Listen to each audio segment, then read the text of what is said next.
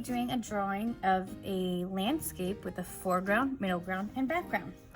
So the first thing I'm gonna do is start with a horizon line, which is where the sky meets the ground. After that, I'm going to start with my background. And for my background, I'm actually going to be going up and on top of that horizon line by creating mountains. And I'm gonna add one more mountain range on there.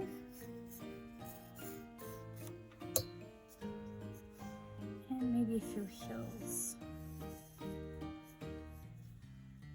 Now, after I have my background, I can think about what I want in the middle ground and the foreground. Now, the foreground is the space towards the bottom of the page that's closest to us. So we would see the most detail in the foreground. I'm gonna have my tree actually going all the way to the bottom of the page.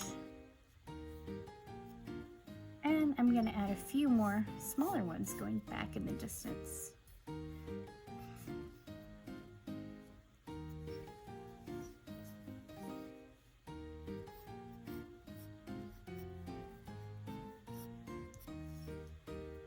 Now for my midground, the midground is the section that's not towards the bottom of the page. It's a little bit further back. I would say with the foreground, you can reach out and touch it. The middle ground, you'd have to walk a little ways to get back there. And the background, you'd probably have to drive because it's so far away. So I'm gonna start all the way towards my background, and I'm gonna add a river or a pathway here. And it's going to start very small and get wider as it gets towards the foreground or the bottom of the page. I'm also going to add a moose in my midground.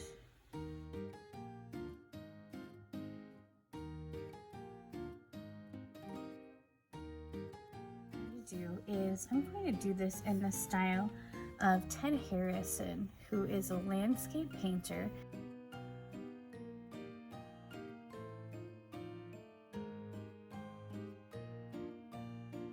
Now, Ted Harrison lived in the northern hemisphere where the northern lights or the aurora lights are, and so I am going to add the northern lights into my painting like Ted Harrison did.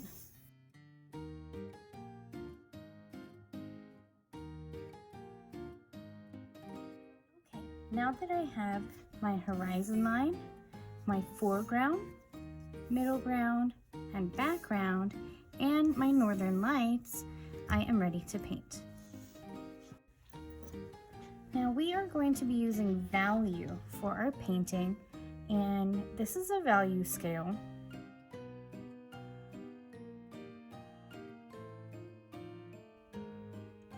Notice that went from light to dark. So with my paints, I'm going to be using white to make colors lighter or black to make colors darker. Now, starting with my aurora lights in the back here, I'm going to go from light to dark.